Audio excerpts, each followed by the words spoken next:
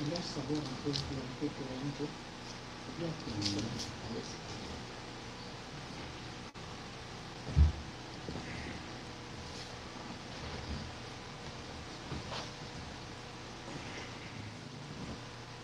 Bishop, faut que je t'envoie avec vous.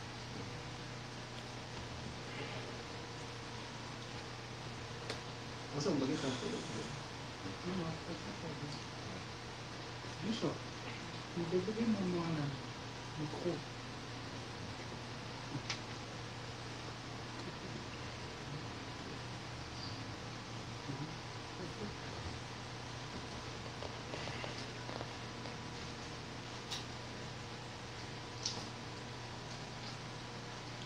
Ce que vous avez à faire, faites-le bien car votre bénédiction en dépend. Aimables téléspectateurs, aimables téléspectatrices, bien-aimés dans le Seigneur, nous sommes dans la joie d'être avec vous aujourd'hui pour le compte de notre et votre émission Ma Conversion. Cette émission qui est en train de vibrer au rythme du 11e anniversaire. 11 ans déjà, nous bénissons le Seigneur et nous disons Ebenezer. Nous sommes ravis de recevoir une fois de plus l'apôtre Jonas Munkutumpala, notre invité, et nous sommes réalisés ce soir par Boni Vardik Béa. Nous vous disons sincèrement merci, vous qui êtes en train de nous suivre sur Canal de Vie Télévision et même sur la chaîne YouTube du pasteur Jonas Munkutumpala. Merci de rester fidèles à cette émission et de nous suivre. Merci à tous ceux-là qui sont connectés et qui vont poser des questions. Soyez rassurés, vous aurez des réponses à vos préoccupations. Nous disons merci à toute l'équipe de Ma Conversion. Je vois là le frère héritier Mikaï, le frère Franck, Dieu car il y a de la joie au ciel pour un seul pécheur qui se répand. Merci aussi à tous ceux-là qui nous ont soutenus pour la réussite de cette grande action. Merci à notre directeur général, l'ancien Alex Nyumbaïza, qui est en train de nous superviser.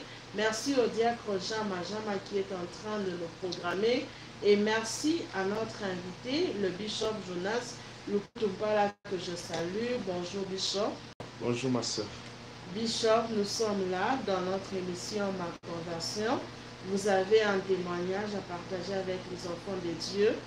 Vous êtes convertis il y a maintenant plusieurs années, mais les autres vous ont connu sous une autre forme. Les autres vous ont connu déjà dans le Seigneur, mais les téléspectateurs et les internautes sont qui... À la volonté du Seigneur. Donc, merci ma soeur. J'aimerais qu'on lise juste 2 portions d'écriture pour soutenir ce que nous allons donner comme témoignage. Il y a d'abord le livre de Psaumes, le psaume 142. Le psaume 142 et le verset 8. Le psaume 142 et le verset 8 qui dit ceci: tire mon âme de sa prison, afin que je célèbre ton nom. Les justes viendront m'entourer quand tu m'auras fait du bien. Et la deuxième portion, nous prenons 1 Samuel. 1 Samuel chapitre 17. 1 Samuel 17.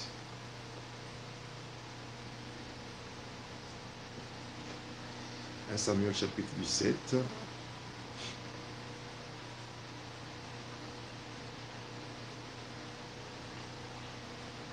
Samuel 17, le verset 31 jusqu'au verset 33.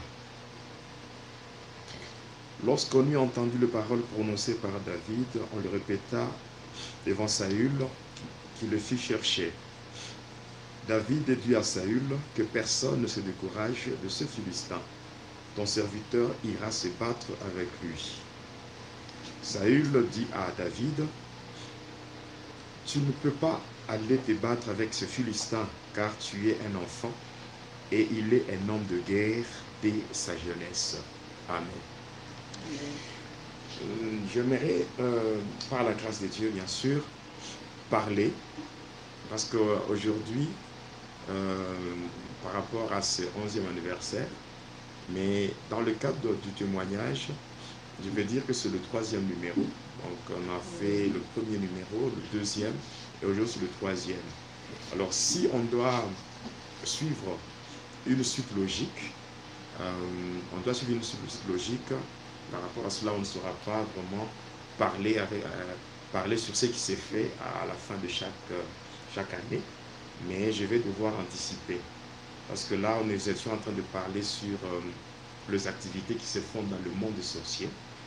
Mais là, aujourd'hui, par rapport à la fin de l'année, j'aimerais parler sur un élément lié à ce que les sorciers font. Non seulement les sorciers, mais aussi ce que les satanistes font. Parce que quand nous parlons du diable, le diable, il a une structure bien organisée. Et dans cette structure, nous avons la sorcellerie, il y a la magie, il y a le satanisme, il y a l'occultisme, mais tous ces gens-là qui sont dans ces différentes activités de Satan, ils servent le même diable que nous appelons Lucifer, Satan. Alors, le même diable que nous appelons Lucifer, Satan. Alors, c'est comme ça que nous voulons parler d'une manière générale, suivant les différentes branches du satanisme. Qu'est-ce qui se fait dans le monde de ténèbres? Alors, je commence d'abord par ce verset que nous avons lu dans le livre.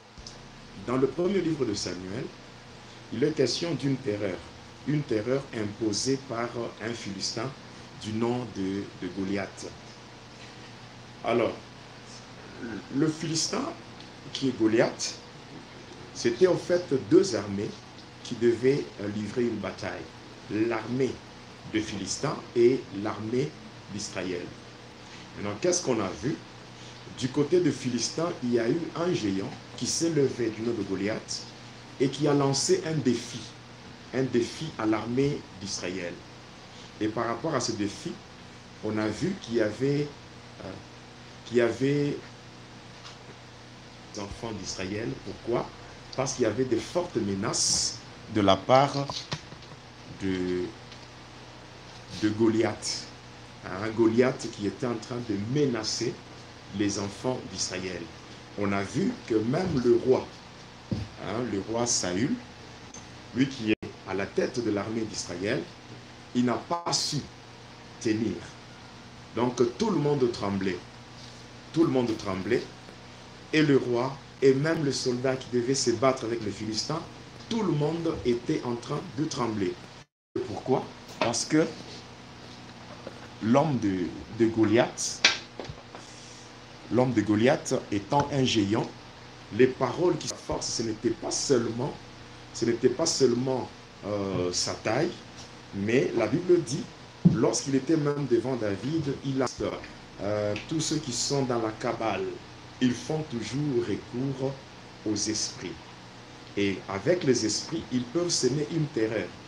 C'est comme quand je vois l'année 2021, cette année-ci, particulièrement le mois de décembre. Vous allez comprendre ce qui s'est fait. Ce qui s'est fait, c'est qu'il y a beaucoup de maladies. Il y a beaucoup de maladies. On va vous appeler pour dire que là-bas c'est la fièvre, là-bas c'est la malaria, il y a tout. Ça, c'est déjà le monde de ténèbres. Voilà. Le monde de ténèbres qui est en action. Parce que le diable, lorsqu'il veut frapper, il commence d'abord par désarmer l'adversaire. Et vous savez, la panique, la peur, ce sont des stratégies utilisées dans le monde des ténèbres pour désarmer un adversaire. Si par exemple, on veut attaquer, on sait très bien que l'ennemi aussi peut riposter. Mais le moyen pour déséquilibrer l'ennemi et bien le frapper, c'est d'abord créer la panique. Créer la panique, la peur. On a vu Goliath, quand il s'est levé pour attaquer les enfants d'Israël, il n'a même pas d'abord attaqué physiquement. Il a commencé par des menaces. Et ces menaces ont produit une terreur. Et une fois qu'il y avait cette terreur, la peur dans le camp d'Israël, personne ne pouvait avancer. Et c'est ce qu'on voit aujourd'hui. On voit ça aujourd'hui. Beaucoup de gens en cette période ici, même quand vous regardez dans les églises, vous allez vous rendre compte que même par rapport aux différentes prières, il y a des marathons qui sont organisés, mais vous allez constater que sur le plan numérique, ce n'est pas beaucoup de gens qui participent. Beaucoup de gens sont dans leur maison. Pourquoi? Vous allez demander à quelqu'un, pourquoi tu n'es pas venu à la prière? La personne vous dira, je suis malade. Ou dans ma maison, les enfants sont malades. Et tout ça, c'est le monde de ténèbres qui veut s'imposer pour en fait opérer un carnage. C'est comme qui dirait ça, c'est une stratégie uniquement pour 2021. Bon, à chaque année correspond une stratégie particulière. Si nous faisons une observation de ce qui se fait cette année, on comprend que la stratégie utilisée par le monde de ténèbres, c'est passé par le changement de climat. Parce que par rapport au changement de climat, on parle qu'il y a une forte chaleur et par conséquent, il y a trop de maladies, ce n'est pas ça. Parce que le diable, parce que quand on prend ce qu'on appelle le monde de ténèbres, le monde de ténèbres est fondé sur ce qu'on appelle les éléments de la croix.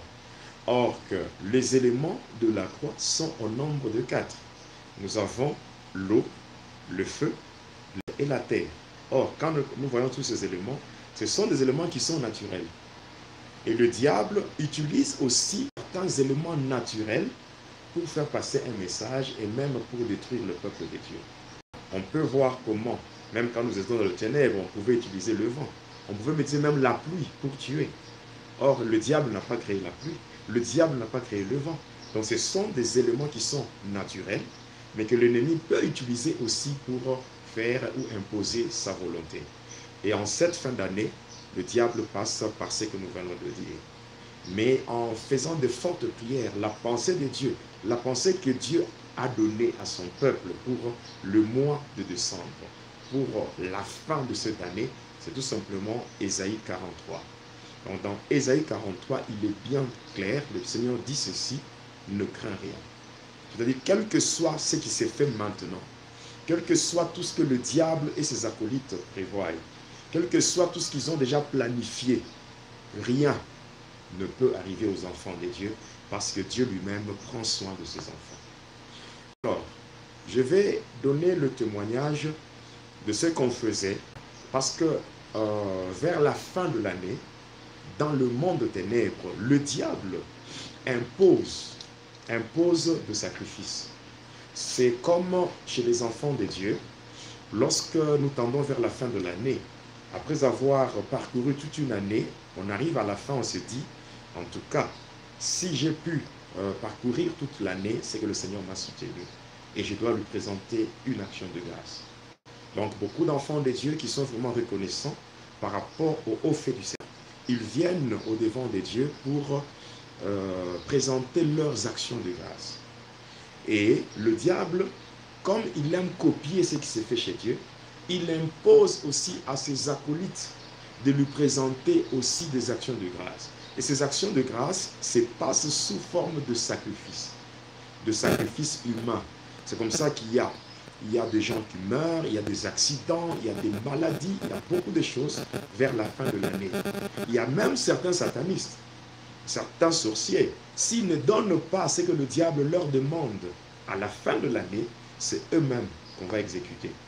Alors, pour ne pas être exécutés par le diable, qu'est-ce qu'ils font? Ils conjuguent tous leurs efforts afin qu'il y ait un grand nombre de personnes qui doivent mourir à la fin de l'année. Voilà pourquoi les églises doivent, donc les hommes de Dieu doivent se lever dans de fortes prières, même s'il y a des maladies, même s'il y a la chaleur, que les enfants de Dieu se lèvent dans de fortes prières afin de déprogrammer ce qui a été planifié dans le monde de ténèbres. Déjà, je commence par ce qui se fait dans des loges. Parce que quand j'ai servi le diable, j'étais le secrétaire de Lucifer dans le temple de Daïl. Et ce temple-là se trouve en Inde. Ça, c'est lorsqu'on partait dans des loges pour de grandes réunions. Hein, quand le diable pouvait donner des instructions aux différents temples. Parce que dans le monde entier, Lucifer, Satan, qu'on appelle le diable, il n'a que 3 temples. Le premier temple, c'est celui qu'on trouve au niveau de la Grande-Bretagne, dans le sous-sol. Ce temple-là est géré par le gouverneur de Satan. C'est là où toutes les activités liées aux églises de Satan ainsi que les sectes pernicieuses, c'est là où on contrôle cela, à partir de la Grande-Bretagne. Le deuxième temple se trouve au fond de l'eau, donc au croisement des océans, océan Indien et l'océan Pacifique. Là-bas, il y a le deuxième temple de Lucifer. C'est là où le diable Satan organise des réunions avec les satanistes du monde entier. Il y a, après cela, il y a le troisième temple qui est dirigé par le premier ministre de Satan. Ça se trouve en Inde. Et c'est là, souvent, quand on partait par rapport à de grandes réunions. Parce que, ce que vous devez savoir, chez les humains ici, vers la fin de l'année, il y a 2 grandes festivités. Il y a premièrement la Noël. Deuxièmement, il y a ce qu'on appelle la fête de Nouvel An. Voilà. Si on a le temps, dans d'autres numéros de témoignages, on parlera aussi sur, par exemple, la fête du 25 décembre. C'est que les gens appellent la Noël. En réalité, cette fête n'a rien à voir avec le Seigneur. Donc, on en parlera. Mais, dans le monde de ténèbres, au mois de décembre, on organisait de grandes réunions. Et par rapport à ces réunions-là, on planifiait les activités. Comment on doit avoir beaucoup d'âmes par rapport à ces 2 grandes fêtes de l'année, la Noël et la fête de Nouvel An. On organisait des réunions et quand on était dans ces réunions, il y avait des choses qu'on faisait. Il y avait la manière dont on organisait comment tuer les gens, comment avoir le sang. Parce que le diable nous disait chaque fois que la banque de sang ne pouvait pas être vide.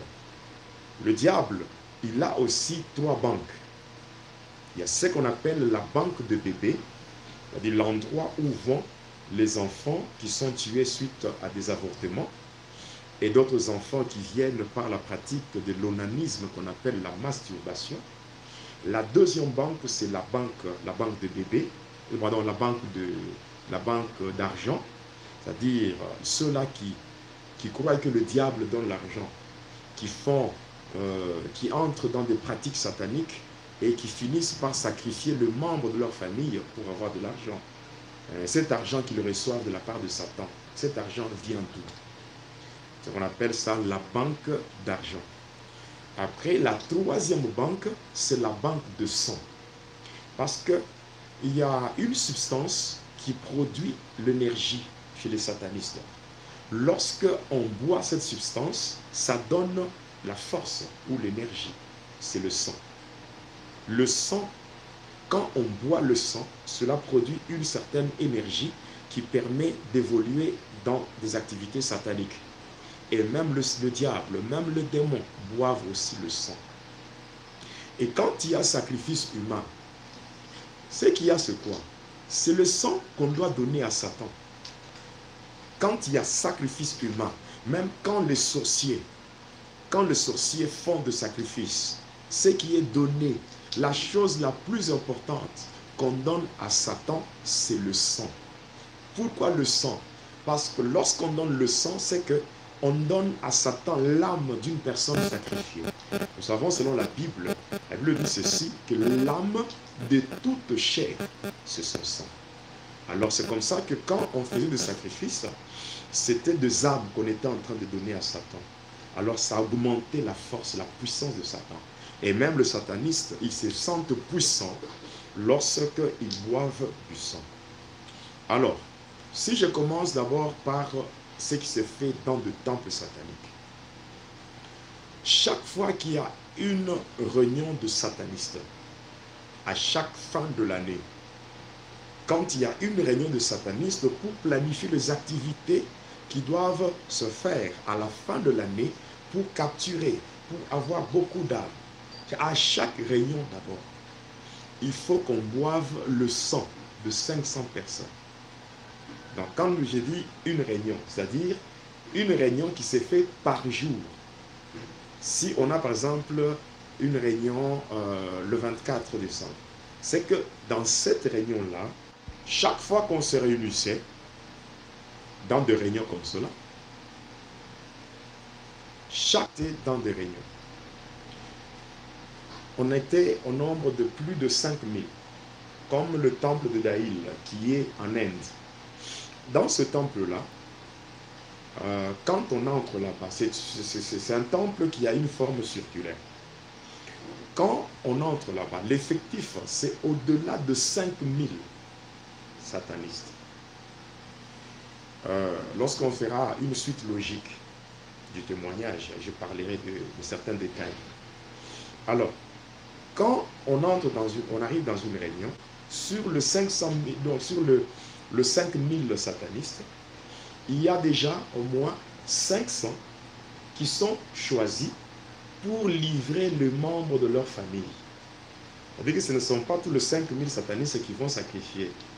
Donc, avant même d'aller à la réunion, on vous signale que à telle réunion, il y aura telle et telle autre personne qui feront de sacrifices. Et ces personnes-là sont au nombre de 500. Alors, dès qu'on arrive, ceux-là qui ont été désignés pour sacrifier les membres de leur famille, qu'est-ce qu'ils vont faire? Ils vont déjà se pointer là-devant avec les noms. Alors, dans ce temple-là, qu'est-ce qui se fait?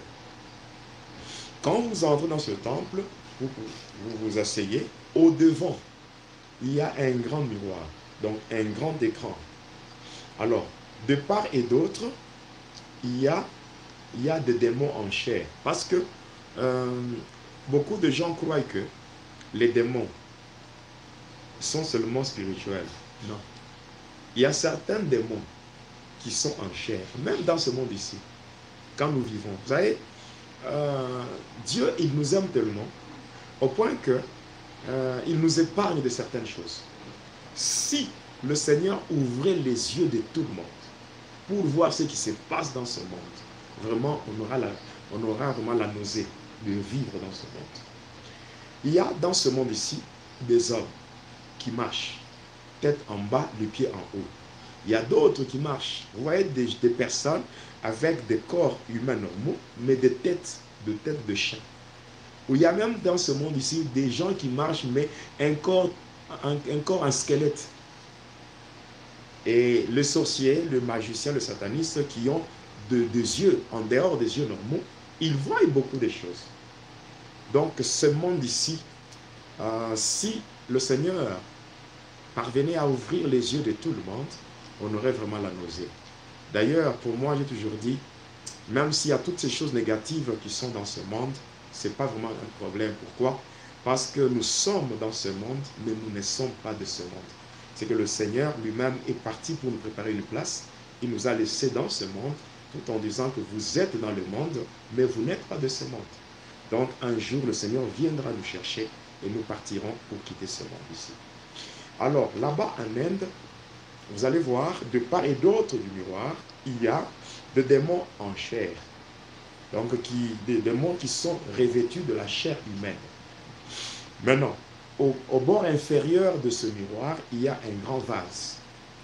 Alors, dans ce vase-là, le vase qui est placé au bord inférieur, c'est pour recueillir le sang, récupérer le sang qui sortira du miroir. Alors, qu'est-ce qu'il s'est fait maintenant? Lorsque ceux qui sont désignés pour livrer ou sacrifier les membres de leur famille, on leur demande de passer, ils vont commencer à le faire.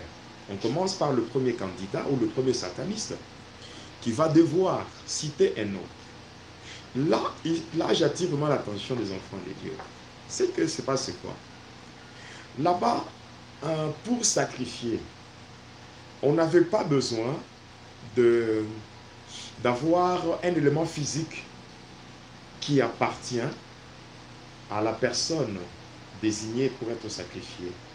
C'est-à-dire, là-bas, on n'amenait pas les cheveux, on n'amenait pas les ongles, la salive ou bien le sang, non. Là-bas, la seule chose qui était demandée, c'était seulement le nom. Voilà pourquoi beaucoup d'enfants de Dieu doivent faire très attention avec qui ont aussi dans leur maison des chambres qu'on appelle des chambres secrètes. Même moi, quand je servais encore le diable, j'avais dans ma maison une chambre secrète. Et dans cette chambre, j'avais un autel. En dehors de l'autel, j'avais un grand miroir. Et ce miroir, je l'utilisais pour invoquer mes victimes. Et chaque fois que j'appelais, mettre fin à leur... Dans le là, dès que la dans le là, dès que la apparaît, sera juste dès qu'on buvait ce sang, après avoir bu le sang, qu'est-ce qu'on fait? Tous les satanistes ayant livré les membres de leur famille, c'est-à-dire que toutes les 500 personnes, dossier, c'est-à-dire avec comme si cela ne suffisait pas. Après avoir tué cette fille-là, Hélène m'avait accusé dans le monde de ténèbres. Et la décision qui était prise, c'était que je devais me rendre dans le temps de Marie pour subir une punition. Alors j'avais fait certaines incantations et certains rituels, ce qui avait fait qu'à partir de ma chambre, je devais sortir et partir en Inde. J'étais parti en Inde. Et j'étais sorti de ma chambre pour aller là-bas. Et étant arrivé en Inde, on m'avait fait sortir de la salle de réunion pour me conduire à l'extérieur où il y avait une tombe. Arrivé devant la tombe, on avait poussé une dalle qui était comme la pierre tombale.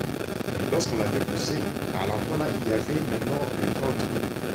Un trou qui a une profondeur de 200 mètres. Et ce n'est pas dans le monde spirituel, c'est dans le monde physique. En Inde, à côté du camp de Budaïsme, il y a un grand trou qu'on appelle le lieu de torture. Et c'est un trou qui a une profondeur de 200 mètres. Et c'est là où on m'avait jeté. J'avais subi une chute libre pour me retrouver au fond où il y avait des reptiles. Il y avait des scorpions, des serpents. Et toutes ces bêtes-là avaient comme mission de me mordre. Et moi, en mon tour, je devais, malgré la douleur que je sentais, je n'avais pas le droit d'ouvrir la bouche pour manifester cette douleur. Je devais garder silence. Alors, comme je devais garder silence, c'était le seul moyen par lequel je devais rester en vie. Donc, si j'ouvrais seulement ma bouche pour exprimer la douleur que je sentais suite à toutes ces morsures-là, je devais mourir. Donc, avant même de me jeter dans ce trou, j'étais dans la seconde. Il ne se doutait de rien. Parce que lui, il ne savait pas ce qui était déjà fait. C'est comme ça qu'aujourd'hui, en ce temps ici, il y a beaucoup de gens qui vivent, mais leur sang est déjà pris. Il y a des gens qui vivent sous des délais. Il y a des gens qui vivent, mais sur leur vie, on a imposé des délais. On a imposé des délais, mais eux-mêmes ne savent pas. On a déjà même prévu la circonstance de leur décès, mais eux-mêmes ne savent pas. 2 semaines plus tard, qu'est-ce qui s'était passé? 2 semaines plus tard, beaucoup de gens de l'ICACI savent très bien ce que je suis en train de dire. Quand vous arrivez sur le boulevard de l'Indépendance, vous avancez, vous quittez l'hôpital d'Arco, vous traversez le tunnel, vous allez vers le centre-ville, vous allez d'abord, après avoir dépassé la commune de l'ICACI, vous allez trouver une grande école qu'on appelle Académie. Donc, dès que vous dépassez légèrement cette école-là qu'on appelle Académie, vous allez trouver le parquet de l'ICACI. C'est juste là que ces neveux-là avaient été transformés. été cogné par un camion. Il était mort. Imaginez, nous, quand nous étions dans ce temple, on avait bu son sang. Et lui-même ne le savait pas. Ça signifie quoi? Boire le sang d'une personne par le satanisme, mais la personne est encore en vie. Cela signifie, c'est que quand le sang est bu, le sataniste prenne l'âme de cette personne et cette âme-là est placée dans une prison spirituelle. C'est-à-dire quoi? Quand le sang est bu, selon la parole de Dieu, la Bible dit, l'âme de toute chair, c'est son sang. Une fois que le sang est bu, automatiquement l'âme est placée dans une prison. Et étant dans une prison, sur le plan physique, l'âme qui est dans une prison, sur le plan physique, l'âme de la personne dont le sang est bu et qui est dans une prison de ténèbres. Dans le monde physique, la personne sera menacée. La personne va constater, soit dans le rêve, la personne se voit mourir dans son rêve, ou bien il y aura des maladies, il y aura des menaces de maladies. Donc la personne va commencer à sentir comme une terreur sur sa vie. Et en cette fin d'année, vous allez constater ça, beaucoup de gens, beaucoup de maladies, parce que quand il y a une maladie, la maladie qui vient du monde ténèbres n'a qu'un seul objectif, c'est mettre fin à la vie de la personne. On ne peut pas lancer une maladie sur une personne pour dire que non, que cette personne fasse des dépenses à l'hôpital et après, la personne sera rétablie. Non. Quand on lance ou on jette un mauvais sort, on jette une maladie sur une personne. Quand on jette une maladie sur une personne, l'objectif, c'est la mort. Et si quelqu'un se lève, c'est ce que je suis en train de dire. C'est-à-dire qu'en cette fin d'année, le seul remède que nous avons, c'est de condamner le plan de ténèbres par le feu de ténèbres. Parce que Dieu dit, ne crains rien. C'est-à-dire que Dieu est de notre côté. Si nous nous lèvons ensemble avec Dieu, nous pourrons détruire le plan de ténèbres. Dans le psaume 60, le verset 14, il dit, avec Dieu, nous ferons des exploits et il écrasera nos ennemis. Quand Dieu commence à écraser nos ennemis, non seulement les ennemis sont écrasés, même leurs œuvres sont aussi détruites. En cette fin d'année, il faut qu'il y ait de fortes prières, ce que j'appelle des prières agressives. Parce qu'il y a deux choses qu'il faut comprendre. La seule chose que les agents de ténèbres respectent, c'est la puissance. Et le seul langage que les agents de ténèbres comprennent, c'est la violence. Donc il y a la puissance et la violence. Donc si vous n'êtes pas violent en cette fin d'année, vous pouvez pleurer. Vous pouvez constater un deuil dans la famille. Pourquoi? Parce que même s'il y a des révélations, ce qu'il faut savoir, la Bible dit ceci, nous connaissons en partie et nous prophétisons en partie. Ce que les hommes reçoivent en termes de révélation, c'est juste l'étape élémentaire dans les pratiques de ténèbres. Mais le satanisme, ça c'est un... Lorsque on est dans les activités, l'esprit méchant, c'est ce que les gens appellent communément et on une maladie. Ou bien, on va faire ceci, on va se dire, on va faire souffrir la personne. La faire souffrir, vous pouvez voir une personne, une maladie qui commence. Au début, c'est pas ça. La maladie ne fait que s'empirer. Et là, parce que la sorcellerie est basée sur la haine. Quelqu'un qui ne vous aime pas, qui ne veut pas vous voir vivre, mais qui veut, avant votre mort, que vous puissiez d'abord souffrir. Et là, la maladie va commencer à s'aggraver progressivement. Et pendant tout ce temps-là, la famille peut même gaspiller ou dépenser toutes les économies pour faire soigner. Et là, dans la sorcellerie, on est content, donc les gens qui sont dans la sorcellerie sont contents de voir la famille souffrir d'abord. Lorsqu'il y a des dépenses qui se font, il y a des dépenses à gauche, à droite, tout. L'objectif, c'est quoi? D'abord, détruire toutes vos économies. Et à la fin, lorsqu'il n'y a plus rien, la personne que vous étiez en train de faire soigner, cette personne trouve la mort. Oui, pasteur, nous arrivons lentement mais sûrement vers la fin de cette émission. En conclusion, quelle doit être l'attitude d'un chrétien pendant cette période? Oui, ce que doit être l'attitude d'un chrétien, c'est premièrement être en bon terme avec Dieu. Parce que il y a des gens qui priaient, même à l'époque, quand moi j'étais encore agent de ténèbres. Il y a des gens qui faisaient de fortes prières, mais qu'on parvenait à tuer, malgré leurs prières. Parce qu'il y a des gens qui croient que prier, c'est ce qui fait trembler le diable. Non. La chose qui fait trembler le diable, c'est d'abord la relation que la personne entretient avec son Dieu.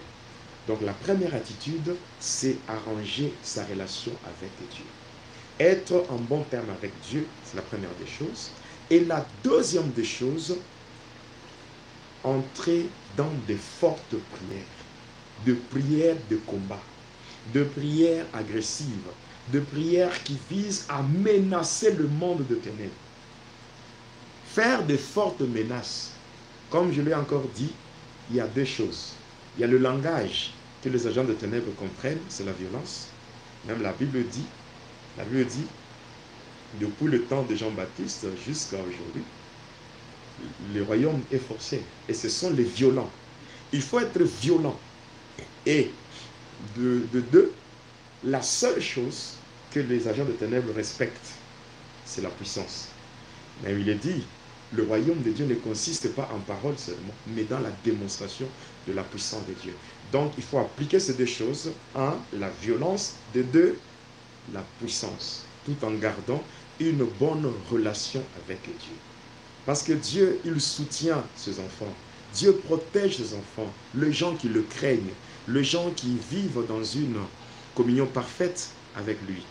Donc, c'est ce qu'il faut faire en cette fin d'année et ne pas rester pour dire que non, nous allons entrer en 2022. Non. Pendant que toi, tu te dis que non, je vais entrer en 2022, il y a ceux-là qui ont déjà fait aussi leur calcul pour te livrer à Satan. Il y a des gens qui ont planifié, par exemple, sacrifier les membres de famille, sacrifier les parents, sacrifier les enfants, sacrifier les frères et sœurs. Mais si on se lève ensemble avec Dieu, le projet de Satan sera couronné d'échecs au nom de Jésus. Merci apôtre, ce n'est qu'une première partie. La suite, vous l'aurez très prochainement. C'était un plaisir pour nous de vous recevoir, apôtre Jonas Nkoubala. Merci à vous d'avoir suivi cette émission, ma fondation. Merci à Boni Verdubéa qui nous a réalisé, assisté par Teddy Okita. Merci au diacre Jean Majama qui nous a programmé. Merci à l'ancien Kumpunzia et à l'ancien Alex Nyumbaïza pour la supervision. Retenez ceci, ce que vous avez à faire. Faites-le bien car votre bénédiction en dépend. Meilleurs vœux à tous et au revoir. Merci.